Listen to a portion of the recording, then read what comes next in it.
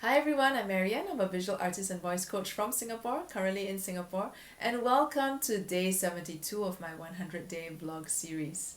So if you're someone who has a dream and you want to do something to make it come true, or you want to pursue your passion and create a worthy and meaningful purpose for your life, but you're not quite sure how to go about doing that, or you've kind of started and you're feeling stuck and you're wondering, is this the right thing for you to do?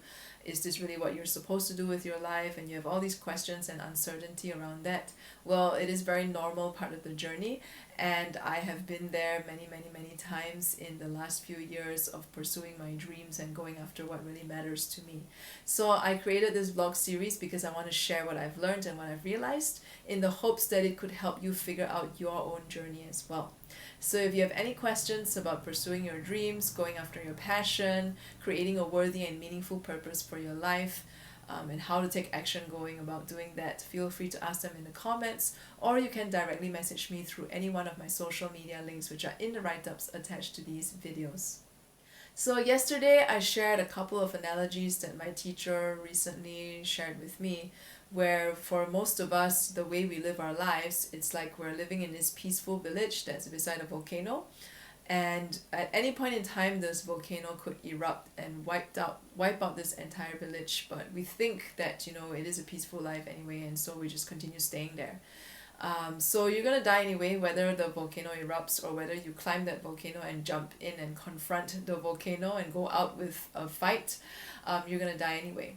Or and the other analogy is that we are living in a sheep pen and we're afraid of getting eaten by the wolves, and so we stay out inside the sheep pen and not go outside of it, and eventually we're gonna get eaten by the shepherd anyway. So getting eaten is kind of our fate, dying is kind of our fate. It is the eventuality of our lives. It is the end of our lives, basically, that we're gonna get there someday. It's just a matter of when. And so there is really nothing wrong with staying in the village or staying in a sheep pen, but rather, what is the kind of life that you want to live? Do you want something that is adventurous and crazy and full of exciting experiences, and something that challenges you and makes you excited to say, hey, this is my life and I'm really proud of it? Or are you okay with living a mediocre and peaceful, kind of not challenging, kind of, same old kind of life? And the choice is really up to you. There is no right or wrong choice to make here. It's just a matter of which one you want. And I think for the majority of us, based on my experiences of meeting different people from all walks of life, I think for the majority of us, we do crave that certain kind of adventure and excitement in our lives.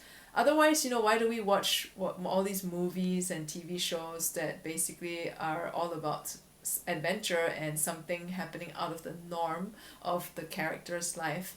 And why is it that we resonate with that? Why is it that there is this like industry that basically just churns out these kinds of shows that we binge watch and that we engage in, and that we go to the movie theater to escape from the mundaneness of our lives, and we live vicariously through these characters? So in many different ways, we crave adventure. We crave something out of the norm. We crave living an exceptional life, and that's why we admire people who do. And that's why we get inspired by people who do something outside of what is considered normal and considered the conventional way of living. But then, out of this majority of people who have this desire to have this exceptional life, the majority of us also don't really do anything about it.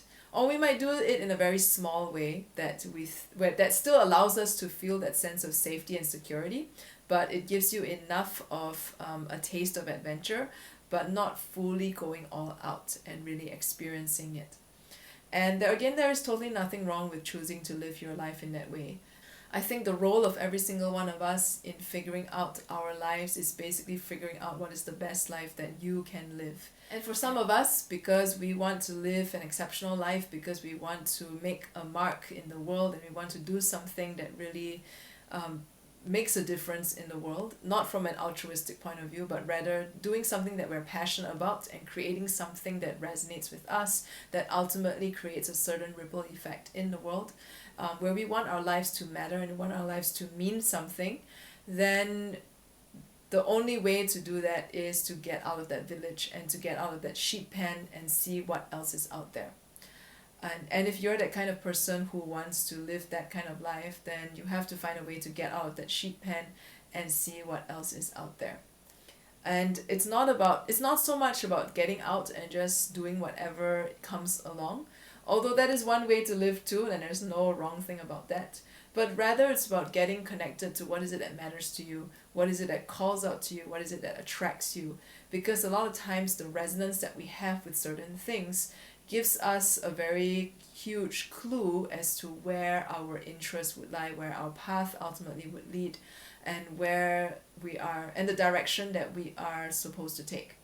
So like me as an example, I've always been drawn to the creative side of things. Like when I was a kid, I really loved to draw, and then when I was 8 years old, I told someone that I really wanted to be an artist, and then even though I was discouraged from that, the creativity in me still emerged in the form of writing short stories when I was 11, which turned into longer stories when I was 13, and eventually evolving into songwriting when I was 15 or 16, and then for a good 10-12 years my dream was to be a singer-songwriter.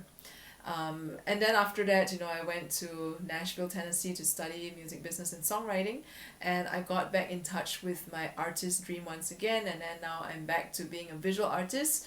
But then interestingly, the music part of my life came back again in the form of voice coaching and singing. So yeah, essentially the creative arts, creative expression has always been a very big part of my life.